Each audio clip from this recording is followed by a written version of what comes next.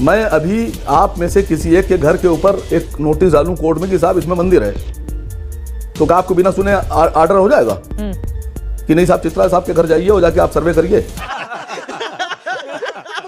Welcome back to another video. दोस्तों, starting की clips देखकर तो आप समझ ही गए होंगे कि ये वीडियो किस टॉपिक पर होने वाली है। लेकिन दोस्तों, उससे पहले मैं आपको बता दूं कि आज संभल की घटना के मुद्दे को लेकर गोदे एंकर की बैंड बजा कर रख दी है। इतना ही नहीं दोस्तों, गोदे एंकर को असीम वकार और समाजवादी पार्टी के काका ने मिलकर एक्सपोज कर दिया है। तो दोस्तों, कैसे एक्सपोज किया है ये वीडियो में एंड तक बने रहें। तो दोस्तों, वीडियो को करते हैं स्टार्ट।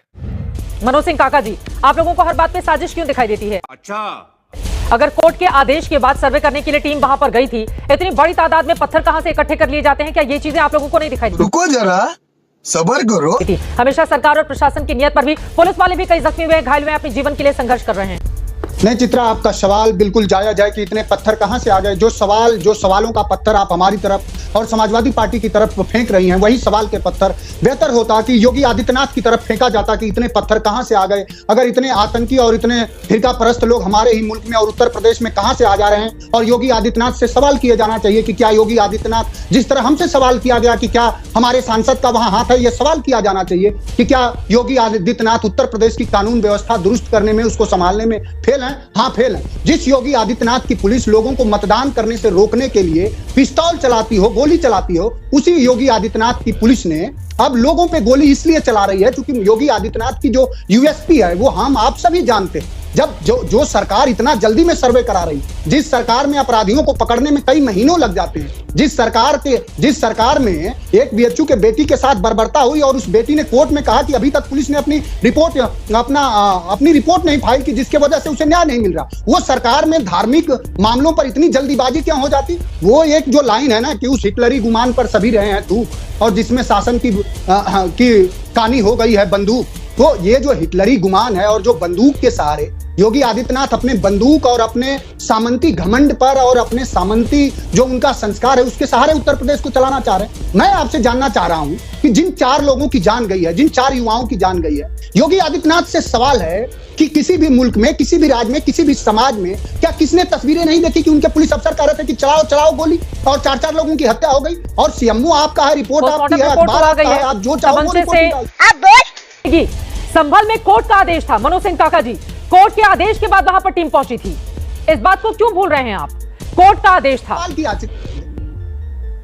देखिए आपका सवाल बहुत समाचीन है और आपका सवाल बहुत जायज है कि कोर्ट का आदेश था। कतई कोर्ट का, उसी पुलिस अफसर, मैं समझता हूं कि सारे बयानों को जो आपको समग्रता के आधार पर पढ़ना चाहिए, उसी पुलिस अफसर ने एक बयान दिया है और वहां के कमिश्नर ने बयान दिया है कि नहीं, शुरू में किसी तरह की कोई अव्यवस्था नहीं फैली। तो जब एक बार सर्वे हो गया, दूसरी बार जब आप किसी के धार्मिक स्थल में ये जाएंगे, वहां धार्मिक उन्माद फैलाने की पूरी सरकार की साजिश थी। मैं तो आरोप लगा रहा हूं कि वहां पत्थर और जो कुछ भी आया वो सरकार फेल थी, सरकार की कानून व्यवस्था फेल थी, और सरकार चाहती है कि इस तरह की हो। जो तस्वीरें आप दिखा रही हैं, मैं समझता हूं कि सिर्फ उसमें पत्थर ही नहीं दिख रहा, उस तस्वीरों में पुलिस गोली चलाते हुए भी दिख रही है। उन पर भी सवाल खड़े करा जाए। और क्या सरकार इतनी फेल है कि उसके जहां वो सर्वे करने जाती है, उस जगह का, उस स्थिति का और उस जगह के कानून व्यवस्था का सर्वे नहीं कर पाती है?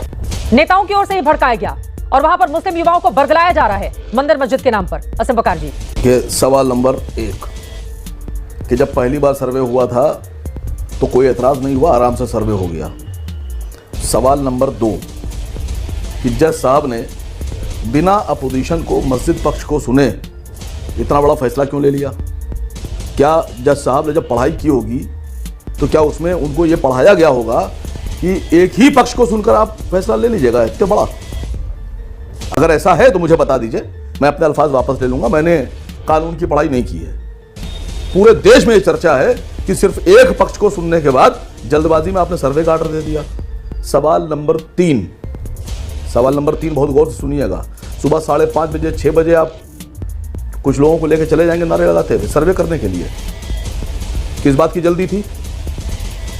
कौन सी ऐसी जल्दी थी? भाई बात समझिए, देश संविधान से चलेगा, किसी की अपनी जाति मानसिकता से नहीं चलेगा। अरे तो ये पत्थरबाजी करने वाले लोग संविधान से चलते हैं क्या? पत्थर कहां से आते हैं इतनी बड़ी तादाद में? कौन लोग हैं ये? और अगर किसी की छत पर पहुंचकर पुलिस जांच करने लगे तो फिर नेताजी सामने आ जाते हैं विरोध करने के लिए। पुलिस वालों पर, जो वर्दीधारी पुलिस वाले होते हैं, उनके ऊपर पत्थर फेंकने की हिम्मत कहां से आती है? यही मेरा सवाल है। वो तो सर्वे करने के लिए ड्यूटी निभाने गए थे, उनको कोर्ट ने आदेश दिया था। असीम वकार जी, अरे मेरी बात तो पूरी हो जाने दीजिए। मैं अभी आप में से किसी एक के घर के ऊपर एक नोटिस डालूं कोर्ट में कि साहब इसमें मंदिर है, तो क्या आपको बिना सुने ऑर्डर हो जाएगा कि नहीं साहब चित्रा साहब के घर जाइए और जाके आप सर्वे करिए? मैडम आप पत्रकारिता में हैं और हम सियासत में हैं। हम दोनों का बड़ा गहरा रिश्ता है क्या कि जो पॉलिटिशियंस करता है वही पत्रकार कहता है।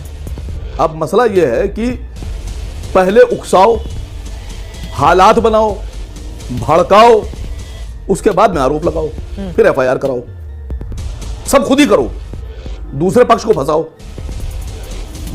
मैडम समझिए, पहले ये होता था, एक कहावत थी बुजुर्गों की, जैसा राजा वैसी प्रजा। मतलब अगर राजा खराब तो प्रजा खराब।